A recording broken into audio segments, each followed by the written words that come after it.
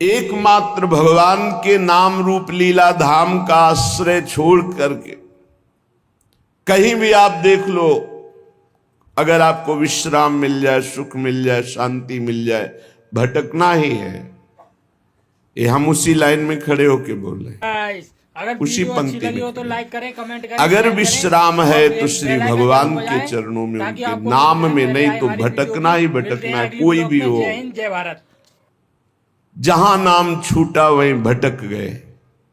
कह हनुमंत विपति प्रभु सोई, जब तो सुमिरन भजन न होई।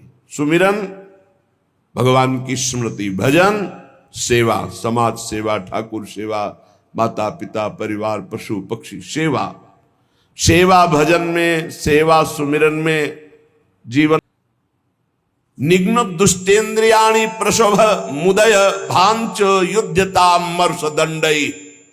क्या कह रहे हैं श्रीपाद, बहुत ध्यान से सुनिए। ध्रुवदास जी महाराज कृपा करके मन को समझा रहे हैं। मन बहुत उड़ान भर ली भोगों में, अब नहीं, अब तुझे उड़ने नहीं देंगे। मन के पंख क्या है जहां उड़ के जाता है? पकड़ा है कभी ये किस पंखों से उड़ता है? कामना और तृष्णा, यही इसके पंख हैं। जाओगे, इतनी बात तो समझ में आ गई कि जो सब सहारों को छोड़कर आपके भरोसे हो जाता है, आप उसे अभय कर देती। शरणागत अभय। और आपका बाना है, आपका प्रण है, आपका स्वभाव है कि जो आपकी शरण में आ गया, चाहे जितना पतित हो, उसे पावन करके महान बना दिया। हरिराम व्यास जी कहते हैं, मुझ जैसे अधम को भी स्वीकार कर लिया श्री स्वामी जी ने। तो कोई भी हो, अन्य अवलंबन का त्याग करके अनन्य भाव से श्यामा जी की शरण में हो जाए तो परम हृदय शीतल हो जाएगा, निर्भय हो जाएगा, निश्चिंत हो जाएगा, निशोक हो जाएगा। इतनी बान रावरी जानत निरालंब को राखन हारी। जिसका कोई सहारा नहीं होता, मेरी महारानी जो उस पर अपार कृपा करके महान बना देती हैं। तासों आस करत ये प्यारी, करी हो कबहू उमगी कृपारी, करी हो कबहू उमगी कृपारी।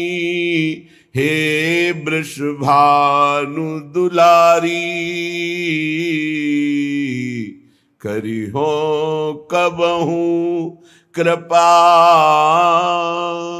बाट जो होते हुए यही उपासना है, राधा राधा राधा। और हम बाट जो रहे कृपा की। जिस दिन मेरी महारानी जी की कृपा हो गई, उस दिन ये जो इंद्रियों की गुलामी है, मन की गुलामी है, जो भोगों की प्रियता है, अनंत जन्मों से भटक रहे हैं, ये एक क्षण में मिट जाएगा।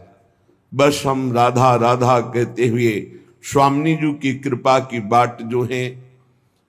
श्री जी की कृपा तो अपार हो ही गई है, क्योंकि मानव देह, उसमें भी दुर्लभ बात वृंदावन में आना, वृंदावन में बैठकर सत्संग सुनना, उसमें भी दुर्लभ बात श्री राधा नाम, राधा तत्व, राधा रूप, राधा शरणागति, इसका परिचय मिलना, ये तो अमोघ विषय है। ये कभी व्यर्थ नहीं जाता। एक बार भी राधा नाम जिह्वा से उच्चारण हो गया या कान में श्रवण करने का सौभाग्य मिला, दुर्गति शब्द खत्म हो गया। मेरी श्रद्धा, मेरा विश्वास, मेरे आचार्य, मेरे गुरुजनों की द्वारा गाई हुई जो राधा नाम महिमा और राधा नाम प्रताप, उसके बल से कहते, एक बार जिसकी श्रवणेन्द्री में, एक बार जिन नाम ली हित सो होए अति दीन, ताको संग न छाण ही ध्रुव अपनो कर ली।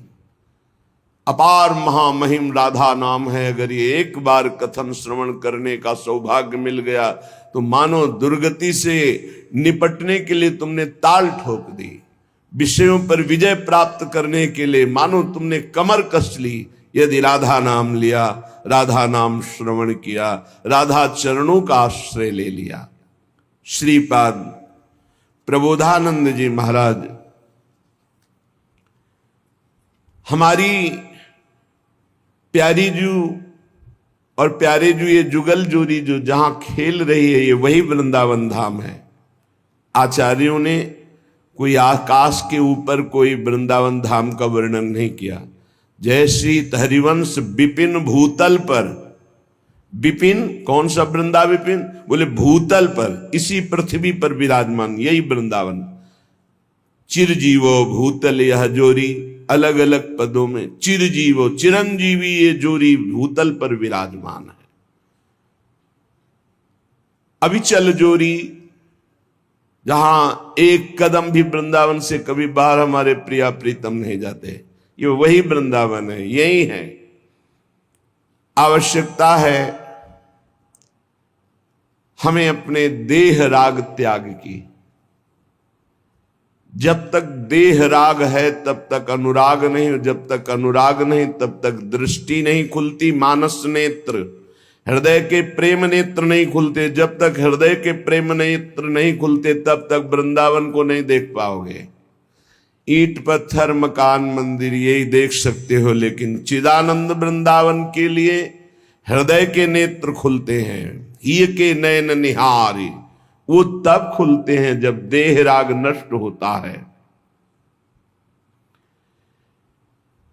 कहने की जो तुम्हारा देह पर राग हो गया है, अनेकों बार तुम्हें सुनने को मिला, श्रुत्वा श्रुत्वात सुखिताम, बार बार तुम भगवत चर्चा सुनते हो, सिद्धांत सुनते हो, थोड़ा सुख का अनुभव करते हो, पर आप ये देख पाते हो कि आप अपने मन को समझा पाते हो, आप अपनी बुद्धि को समझा पाते हो?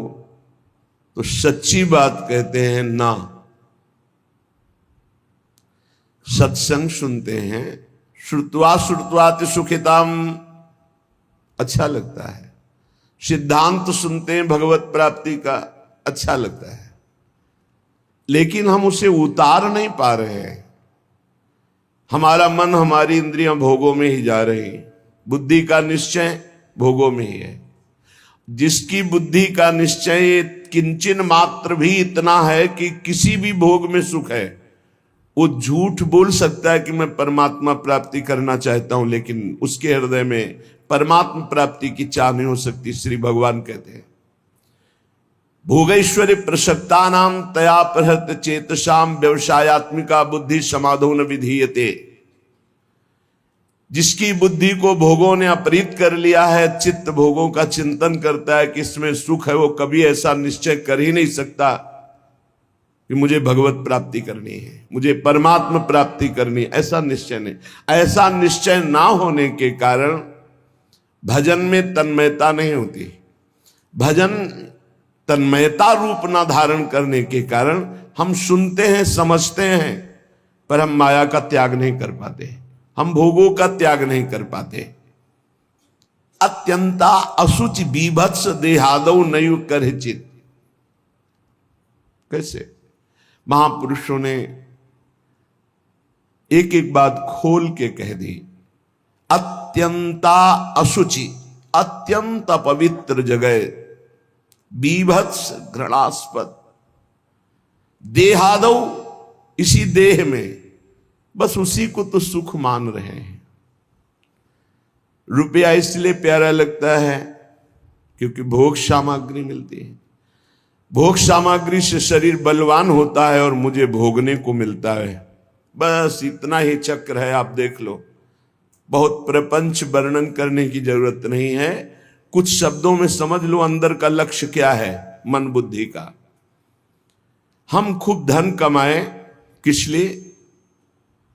क्योंकि उससे धन से भोग सामग्री मिलती है, भोग सामग्री से शरीर पुष्ट होता है। शरीर पुष्ट होगा तो खूब भोग भोग पाएंगे, बस इतना ही है। शरीर सुखपूर्वक रहे इसलिए मकान, शरीर सुखपूर्वक यात्रा करे इसलिए गाड़ी। शरीर सुख को लेकर के ही सारी कल्पनाएं, सारी चिंताएं, सारी बातें होती हैं। देख लीजिए आप, शरीर सुख के लिए।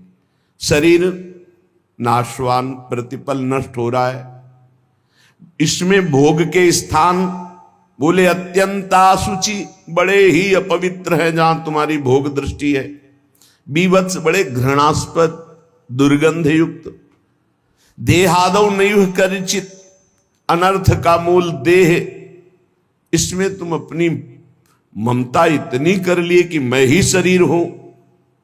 थोड़ा विचार करो, कौन सा भोग है जो बहुत आनंददायक है, विश्रामदायक है, शांतिदायक है?